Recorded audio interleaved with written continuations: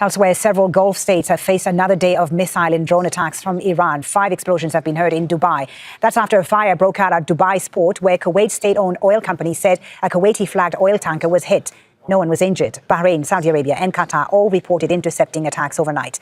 Let's find out the latest with Zain Basravi, who's in Dubai for us. So some loud explosions, several of them across Dubai this morning. Zain, tell us about what's happened.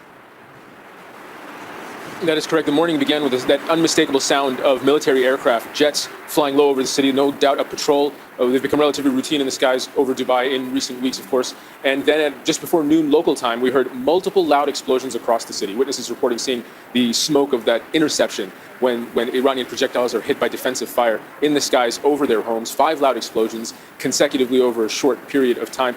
The Ministry of Defense and the National Emergency Services confirming that they were activating air defenses, that those interceptions were taking place. They say they were all successful, but in the last few hours, the Dubai Media Office has confirmed that debris fall, shrapnel from one of those interceptions, did fall on homes in the southern part of this city, and that did cause minor injuries to 4 people and some damage, some property damage to residential homes. A reminder that this war is playing out in the skies over these countries, but over heavily populated civilian areas in Dubai, in Doha, elsewhere. And what we are seeing is that this continues to carry on day after day. Saudi Arabia, multiple drone and missile interceptions overnight into this morning. Qatar also saying that they also were targeted by multiple attacks from Iran yesterday. Yeah, playing out in the sky, the war, you say, Zain, but also playing out at sea. There was a tanker, Kuwaiti oil tanker on fire earlier at Dubai port, and there's also been new activity in the Strait of Hormuz.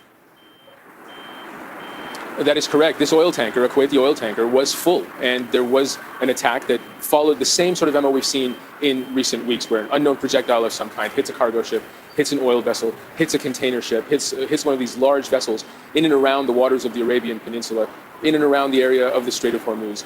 Multiple attacks that Iran has carried out have been to try to stop these vessels from either bypassing the Strait of Hormuz and using alternative routes, or to stop them from entering. And this incident also a dangerous one. There were serious concerns that it could spark a fire, some kind of oil spill, but authorities in Dubai have confirmed that marine firefighting units did respond to the incident quickly. They spent late last night into early this morning trying to put that fire out, and they say they have done so. It has been brought under control earlier this morning. No injuries reported, but it does raise concerns as these things continue to carry on. The Iranian IRGC has said that it attacked another oil tanker, or another ship, related to Israel. An Israeli-flagged vessel came under attack. The IRGC confirming a spate of other attacks today, saying its naval forces struck an Israeli container ship with a ballistic missile in the Gulf. And Iranian drones targeted a group of U.S. Marines on the UAE coast outside of a military base where they say they were seeking covert shelter, and they were able to target them and carry out this attack. That's what the Iranians are claiming. Iranian drones destroyed an anti-drone system of the U.S. Fifth Fleet in Bahrain near the Manama airport. And drones also destroyed, the Iranians say, 2 advanced early warning air defense radars at a U.S. base in Kuwait.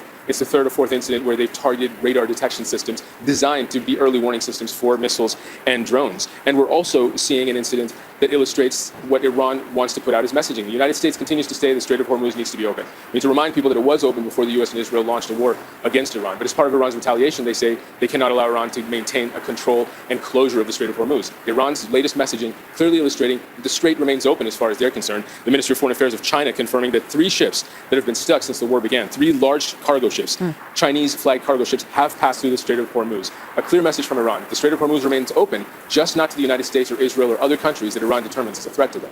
Zain Basravi in Dubai, thank you very much for bringing us the latest there.